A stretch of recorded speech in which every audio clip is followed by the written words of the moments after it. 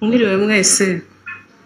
Ubwa mbere na mbere ndabanza gushima Imana yatugejeje kuri uyu munsi, bikaba byabereye no mu gihugu cyacu. Imana ihimbazwe cyane. Icya kabiri ndashimira Marvin na Teta baduhuje hano. Mwakoze, muri abana beza. Ndashimira n'umuryango wa Kamanzi watwakiriye. Mwakoze cyane. Ndashimira cyane nyakubahwa Perezida wa Repubulika na madamu we n'abandi bashyitsi bose baraha. Mwakoze kudutahira ubukwe.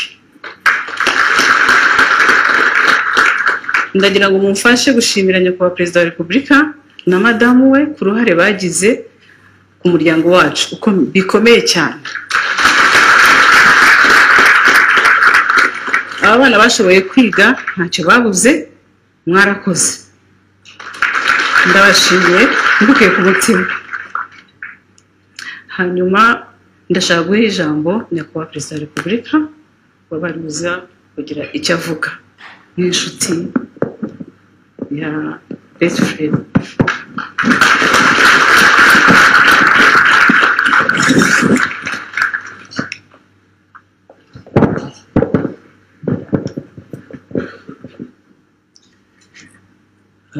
Mwiriwe neza, muraho neza.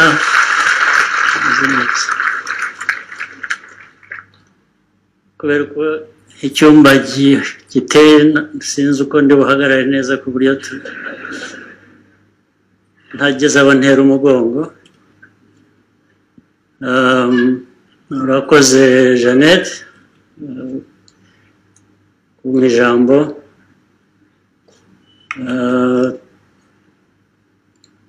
Madamu umukobwa wacu twazanye hano, turishimye kuba turi kumwe namwe muri ibi birori.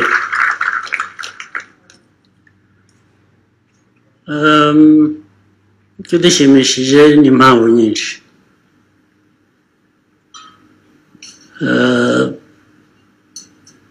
Turi bamwe muri mwe.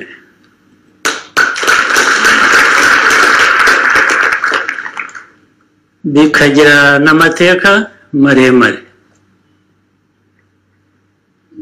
Icya mbere kambanze nshimire Teta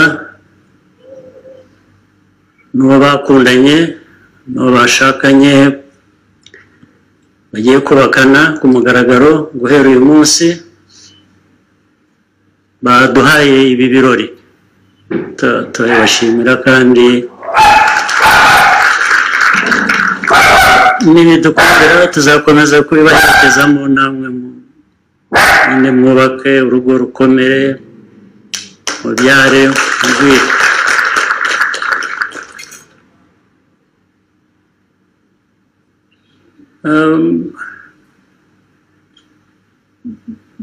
Teta ni nk'umwana wacu nk'uko dufite abandi.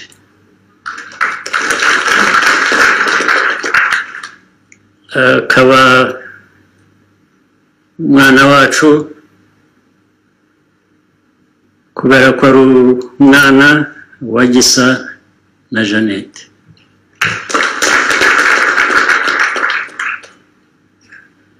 Ndetse akaba ari umwuzukuru wa Kimonyo n'umubyeyi wundi uri hano. Bifitanye amateka maremare cyane iyo miryango mvuze. Ntabwo rero ari ibyo twahuriye n'aha, bifite amateka maremare abikomoka, ndetse bikagera aho bikivanga kubera ko amateka maremare dufite. Ngira ngo umubyeyi wa Gisa ari hano arabizi. Bashobora kuba hari n'abandi wenda baje hano babizi. Byivanze ku buryo wavuze ati ndetse kuba ibirori biri hano mu Rwanda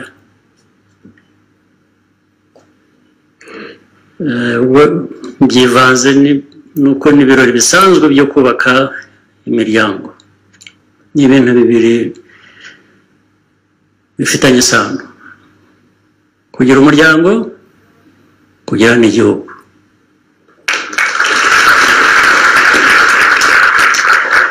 Ku by'igihugu ngira ngo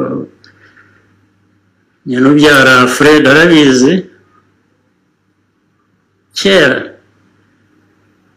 tukiri abana batoya jye na Fred bato cyane,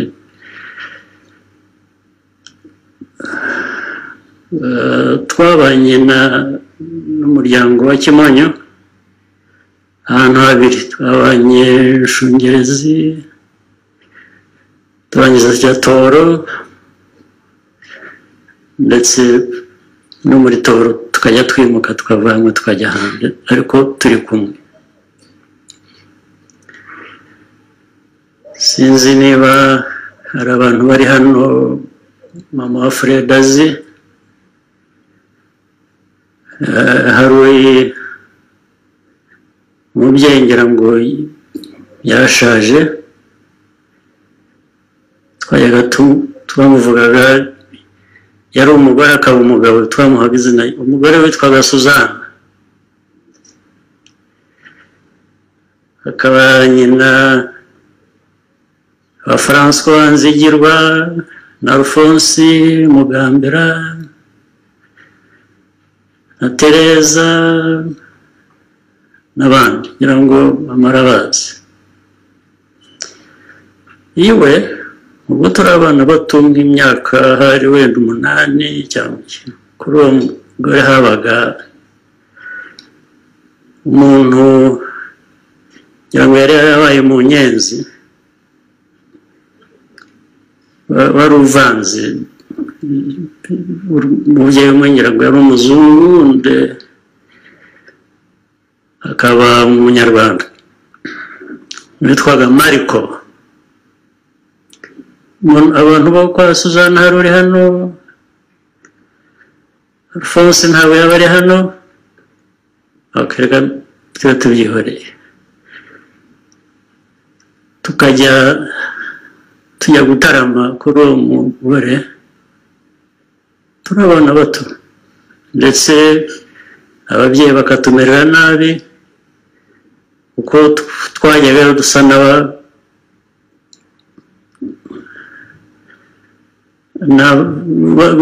batumeraga nabi kuko bavuga ko twazerereye, twagiye mu mihana, ariko twabaga twajyanywe n'uwo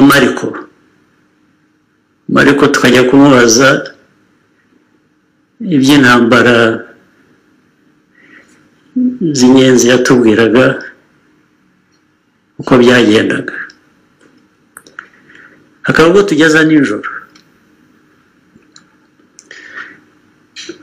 kwa Kimonyo, bari baturanye cyane, bari begeranye n'uwo Suzanne kurusha, jye navuga kure, ariko nkiruka nkajyayo nkanyura kuri Fred, kuri Gisa, tukajyana kwa Suzanne kwa Mariko kujya kumva inkuru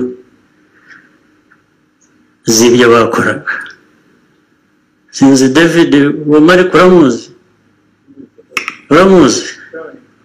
Kuko nawe ni inyenzi nkuru.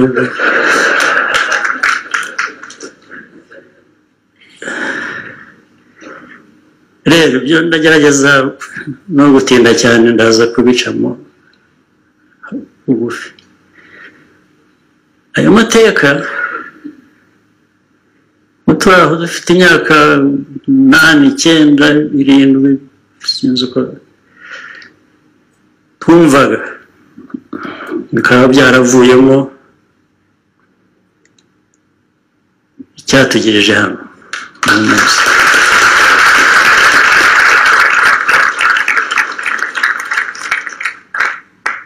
Rero ishimiye, ubundi biranshimisha gutaha ubukwe bw'abana nk'aba batoya abanyarwanda biyubaka, bubaka amago, bubaka ingo, ndetse bikavamo no kubaka igihugu muri rusange.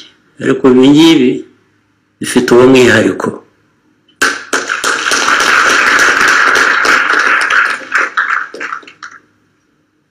Nagira ngo rero twishime hamwe nawe ko ariko bimeze. Ariko ndakomeza mbehe n'andi mateka. Ndava mu muryango gato ninjire mu gihugu, ninjire muri politiki y'igihugu.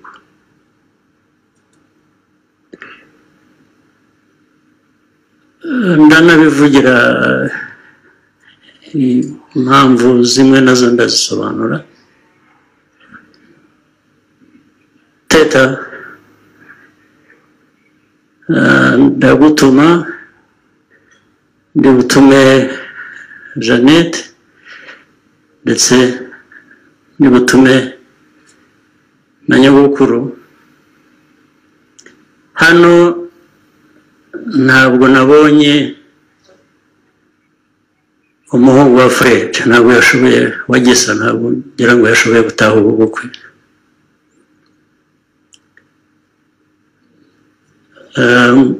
Mumbwire ko yarakwiye kuba ari hano, yarakwiye kuba ari mu gihugu.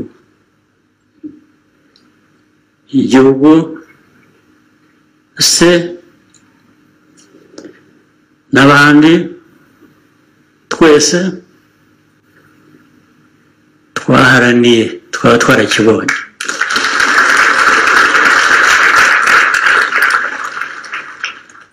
Sino bitendamo cyane, ariko umumpera ubutumwa.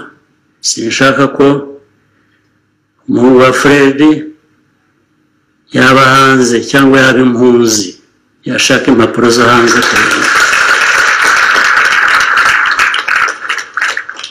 Ariko ndashimira Teta, kubera ko abakobwa, ngira ngo abakobwa, abadamu n'intwari baraturuta kenshi.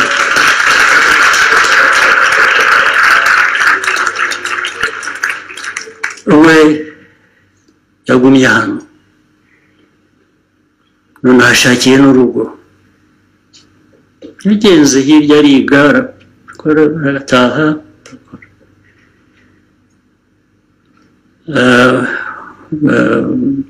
Jeannette, ntabwo nifuza ko umuhungu wa Gisa yaba hanze, keretse ari uko yabihisemo, hari impamvu, ntawe nabuza guhitamo uko ashaka.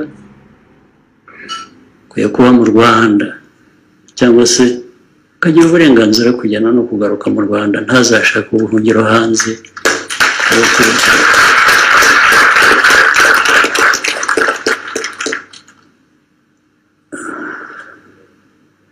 Nta nubwo akwiriye kuza akaba yajya mu baturanyi agasubira yatageze mu Rwanda. Ntabwo ari byo, ntabwo bikwiriye. Hazaze ngo agarukire mu baturanyi agasubireyo aho yaturutse. Ndabivugira iki nabyo? Ndabivugira ko abo baturanyi bivanze cyane mu mibereho yacu, mu gihugu cyacu, mu buzima bwacu, guhera kera kugeza uyu munsi. Ntabwo bumva ko hakwiriye kugira uwo basiga ibara ribi, izina ribi muri twebwe. Cyane cyane simbyifuza, yaba ku muryango wanjye, yaba ku muryango wa Gisa. Ntibikwiriye.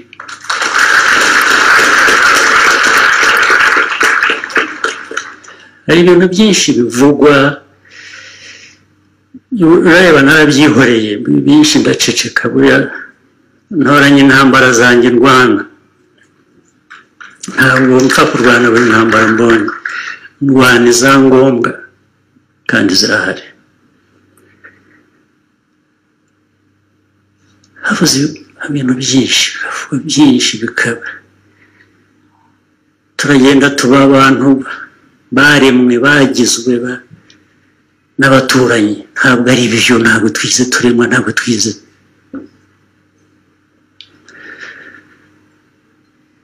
ntabwo ari byo, ntabwo ari byo.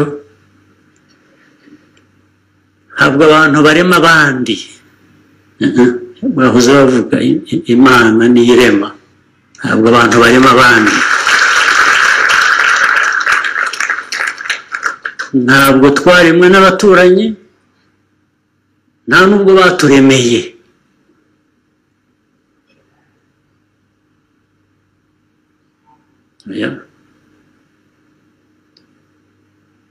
Ntambara tunyuzemo, igihugu akaga kinyuzemo, ntabwo twagakijwe n'abaturanyi na busa. Nagira ngo rwose nuraha byumve, mushaka nzabimusobanurira mujye mungera kuko mushatse mbaze mbasobanurira.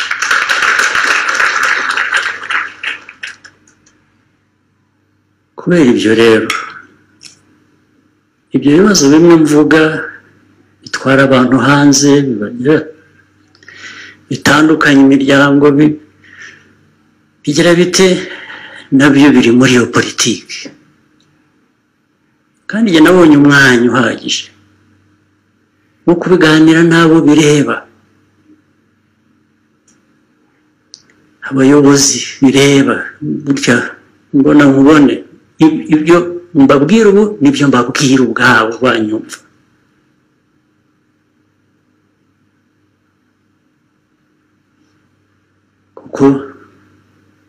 kuko nababwiye twaremwe n'Imana, ntabwo twaremwe n'abantu.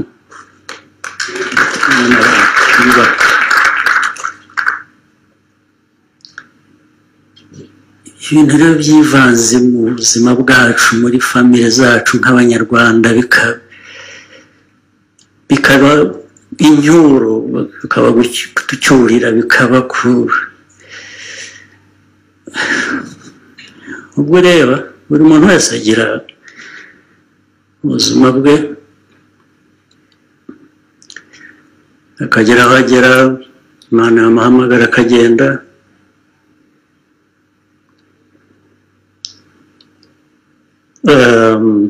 Ntawe uzi aho bajya bagenda. Abantu benshi bavuga Imana bakayemera, ndetse bakavuga ko turi hafi kuyisanga, wamubwira utari ko bagiye akatira kareka agasubira inyuma. Ntawe ushaka kugenda, ariko kandi bavuga ko aho tujya, ariko aho reka mbe byihoreye, ariko jya aho nzagendera, nzagenda nishimye.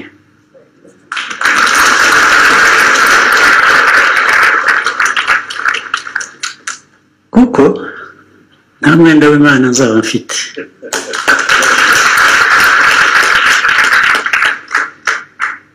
Usibye noneho w'Imana ko ari ukomeye, nta n'umuntu wundi usanzwe mfite.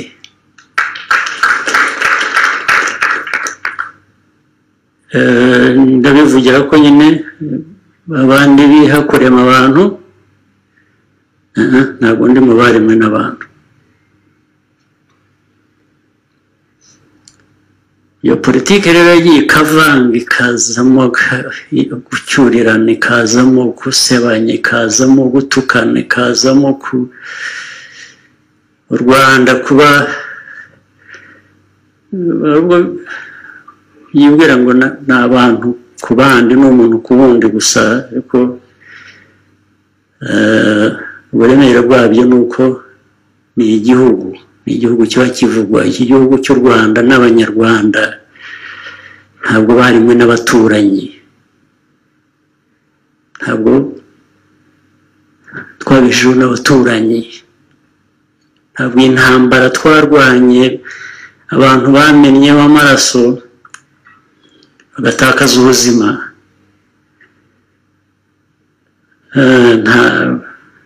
ntabwo ari undi wabidukoreye. Iyo beza kuba ari undi wabidukoreye akabiduha, nta bantu tuba twaratakaje nyine tuba turi kumwe nabo hano natwe abari hano uyu munsi nibo rero bagenda bagashuka abantu bagashuka abana bagashuka abantu bakuru bakabasezeranya ibyo bazabagira ndetse bakarenga bakabasezeranya ibyo bazabagira hano mu Rwanda ntibishoboka ntabwo byakunda nta wundi utari umunyarwanda wagena icyo u Rwanda rwaba ntibishoboka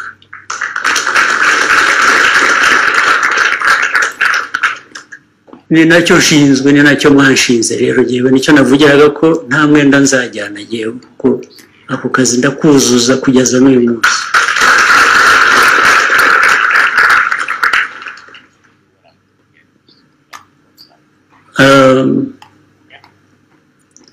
nicyo navugiraga ngo ndatuma uriya musaza wawe Teta akirangiza high school yicaranye nawe kandi nanamugutumyeho kanizere ko yakumpereye ubutumwa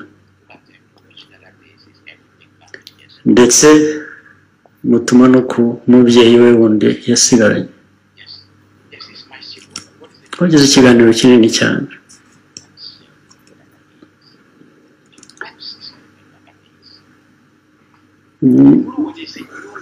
nk'umwubaka nk'umwana mutukura kugeza igihe nyine ubwo yarangije high school agiye kujya muri university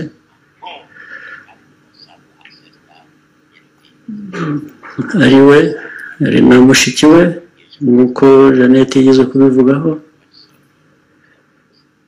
nanabasezeranije ko ntacyo bambura na gishoboka ku muntu keretse yamusanze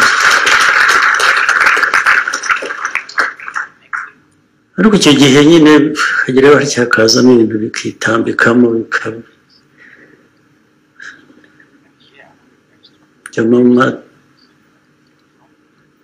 amatiku maremare amagambo maremare nyine aturutse hanze hirya no hino rimwe na rimwe byangeraho nabyumva ntasubira inyuma nkicecekera nkabyihorera kuko iyo ntabwo ari intambara nihutira kurwana izo zifite abandi bazirwana ntabwo narwana intambara nk'izo hari izindi zindeba ngomba ibyo ariko ndabivugira kugira ngo n'abandi bari hano bumve biri mu muryango nyarwanda aho ariho hose bigira ingaruka ku gihugu cy'u Rwanda iyo tumeze neza iyi miryango nyarwanda imeze neza u Rwanda rumererwa neza iyo imiryango nyarwanda itameze neza igihugu kizagira ibibazo ariko ngira ngo twari tumaze gutera intambwe ndende ku buryo umuryango nyarwanda umaze gushinga imizi umaze gukomera n'igihugu gitera imbere hari byinshi tugishaka kugeraho kandi tuzabigeraho ndibwira ko byose bikorwa n'abantu iyo bakora ibintu bizima birakunda abantu bagatera imbere nagira ngo rero mboneraho umwanya wo kubasubiramo ibyo iki gihugu mureba n'amateka yacyo kandi ya kera atari ejo bundi y'abanyarwanda baryanye hari andi mateka ya mbere harimo byinshi twayigamo harimo byinshi twakoresha kwiyubaka reka no gutinda mbajyana muri politiki ubundi niko kazi nkora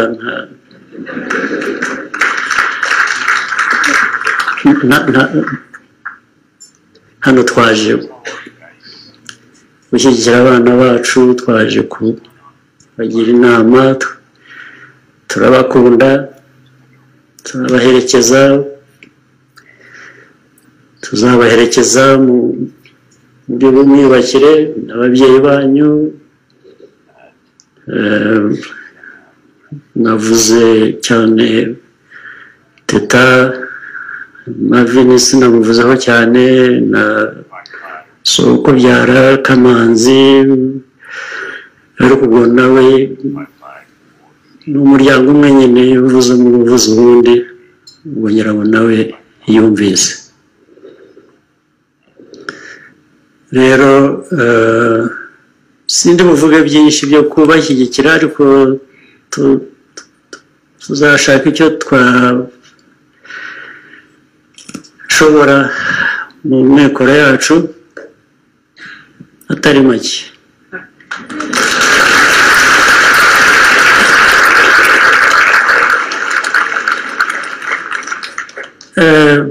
Ntabwo ari make ku buryo ntabwo twashobora kubiterura ngo tubishyire ku meza, kandi ngo tuzavugana, tuzashaka umwanya, hanyuma twumvikane icyo abantu bakora, kandi tuzagikora.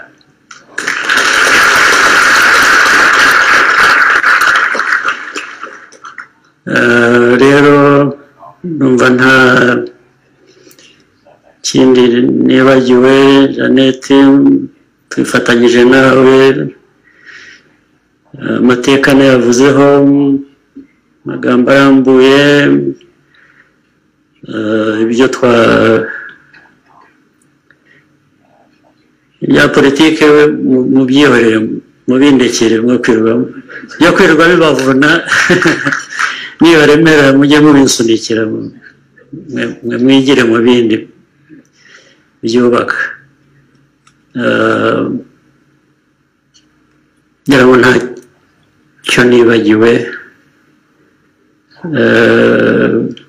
Umubyeyi wa Gisa maze igihe nakubona, nishimiye kukubona,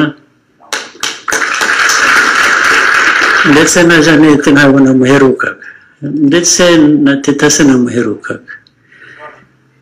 Naje hano rero ngo bashyigikire umuryango mwashatsemo cyangwa mugiye kubakana mu rugo. Ubwo hasigaye ubundi abantu bifuza ibyiza, dukore tuganisha mu buzima bwiza ku bana n'ibindi bitari bizima, mubishyire iruhande, mubirekere abo mwabigeneye bagomba kubikemura, tuzabikemura. Murakoze cyane.